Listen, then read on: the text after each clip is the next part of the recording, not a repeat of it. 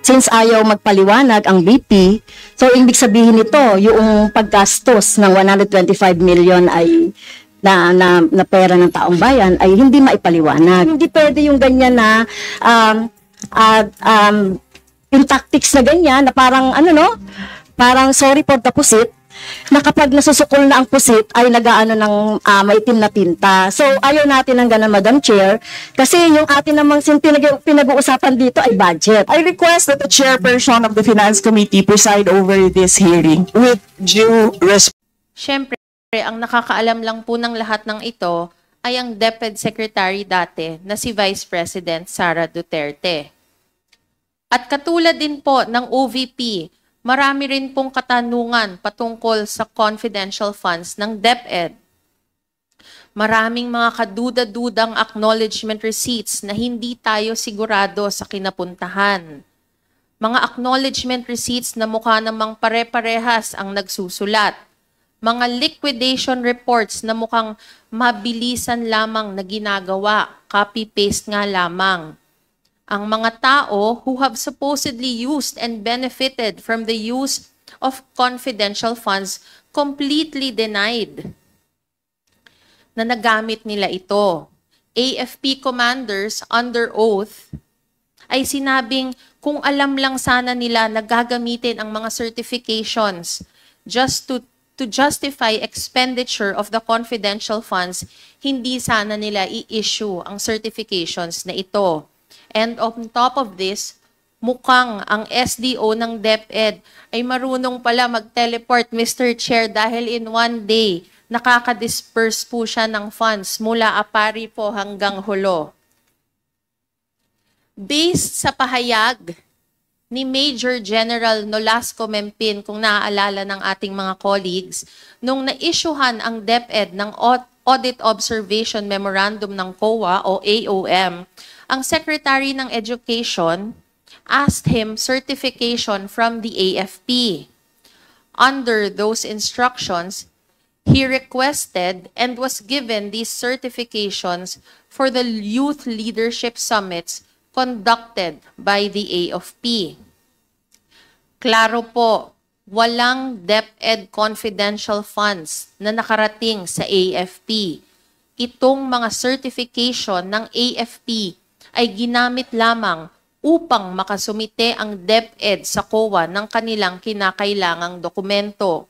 They just used the AFP certifications to justify and explain their supposed 15 million in confidential funds representing rewards to informers. Katulad din po sa OVP, napakaraming maanomalyang acknowledgement receipts ng DepEd. I will be showing on the screen right now acknowledgement receipts of persons with almost the exact same stroke ng pagpirma.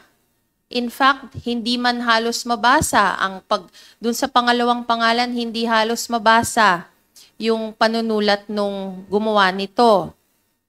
Sa slide naman, sa susunod na slide natin, meron din namang pong mga individual na 2 beses nakatanggap. Ito si Milky Secuya na pinakilala sa atin kanina.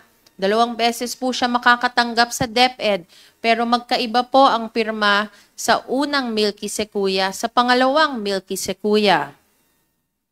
Meron din naman po tayong acknowledgement receipts na kung saan ang confidential funds ay na-disburse on the same day on completely different locations. Dito po makikita natin nag-disburse ang DepEd sa Makati at sa Cebu on the same day, March 4, 2023.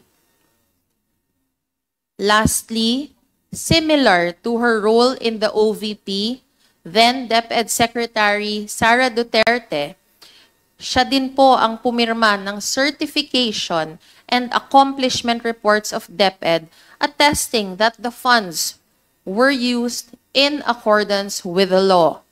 These certifications were made under oath, again, as said by Congresswoman Luistro, before a notary public, notarized by a attorney, Rochelle Abella. nanumpa po ang ating Vice Presidente, Mr. Chair, na ang confidential funds na ginamit ay naaayon sa batas. Pero sa ating dinami-daming hearing na pinagdaanan, mukha naman po talagang hindi ganoon ang nangyari. Maraming salamat po, Mr. Chair. Thank you, Congresswoman Pami Zamora. The Chair would like to, before I recognize the Honorable Ortega, the Chair would like to recognize the Vice Chairperson from the 7th District of Cavite, the Honorable Crispin Diego Ping Remulla. Good afternoon, sir.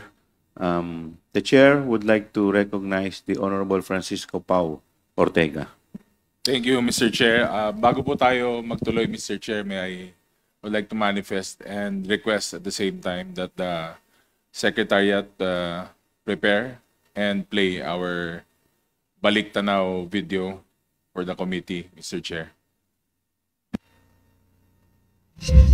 September 4, 2023 nang unang questionin ng Senate Finance Committee ang Confidential and Intelligence Fund ng Office of the Vice President. One of my main subjects of debate with the OVP na yung Confi and Intel funds mas properly lodged talaga dun sa ibang line items ng opisina mismo o sa mga intelligence agencies talaga. November 9, 2023 sa Senate Budget Deliberation, tuluyan ang inurong ng Office of the Vice President ang paghingi ng confidential fund. We're in receipt of a statement from the Vice President we discussed earlier, and according to her, they will no longer pursue the CIF or CF.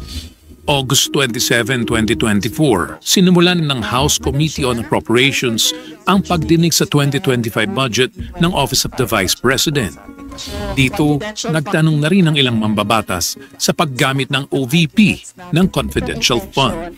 So according to the utilization of the confidential and intelligence fund submitted by the COA, total of 125 million conducted surveillance in 132 areas in 11 days. So 100% utilization. I will forgo the opportunity to defend the budget of the Office of the Vice President through a question and answer. And I will leave it to the House to decide on the budget submitted. Since ayaw magpaliwanag ang BP, so ibig sabihin nito, yung paggastos ng 125 million ay na pera ng taong bayan ay hindi maipaliwanag. Hindi pwede yung ganyan na yung tactics na ganyan na parang parang sorry for the pusit, na kapag nasusukol na ang pusit ay nagaano ng maitim na tinta. So ayaw natin ng ganun, Madam Chair, kasi yung atin namang pinag-uusapan dito ay budget. I request that the chairperson of the Finance Committee preside over this hearing. With due respect, you are not allowed to do that. This is about transparency and accountability, and it doesn't exempt the office of the Vice President. Natapos ang pagdinig nang hindi naresolba ang mga katanungan sa Confidential and Intelligence Fund. She may not like my answer. She may not like how I answer. She may not like the content of my answer. But I am answering. September 10, 2024, sa ikalawang budget briefing ng Committee on Appropriations, walang dumalo mula sa Office of the Vice President. Madam Chair, so ibig sabihin wala po ni isa na dumating from the Office of the Vice President para sumagot ng mga tanong ng ating mga colleagues, Madam Chair. That is correct. But Madam Chair, she is accountable to the people and she has this sworn duty to the Constitution, being the head of the agency, to be here. September 18, 2024, nagbukas ng investigasyon ang House Committee on Good Government and Public Accountability. Dumalo si Vice President Sara Duterte, gayunman. Ang nasa rules ninyo, witnesses lang po ang nag-o-oath. Wala po kayong rules sa resource persons. Please your right hand. Do you solemnly swear that the statements you will give before this committee shall be the truth, the whole truth, and nothing but the truth, so help you God. Di rin niya tinapos ang pagdinig. I request to leave the inquiry. Ma'am, pwede naman po, considering na hindi naman din po kayo naka-oath and alam naman po namin marami rin po kayong ginagawa. The Vice President is excused.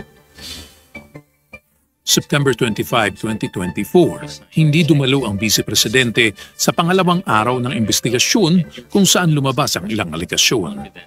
In fiscal year 2023, the OVP received ₱500 million in confidential funds. Sa 500 million po, halos 10% lamang po ang pinayagan ng COA. Paulit-ulit po at parang kinapi-paste ang liquidation ng confidential funds ng OVP. Ano po yung laman nitong siyam na envelope na to? It's 50,000 pesos. I-turn over ko na yung envelope. The envelopes where the money was. It says hope and the amount is there. October 17, muling hindi sumipot ang top officials ng DepEd. Napilitan ng mga kongresista na isabi na ang mga ito. Lumabas muli sa hearing ang questionableng paggamit ng confidential funds ng OVP. In 11 days, ang nagastos po nila sa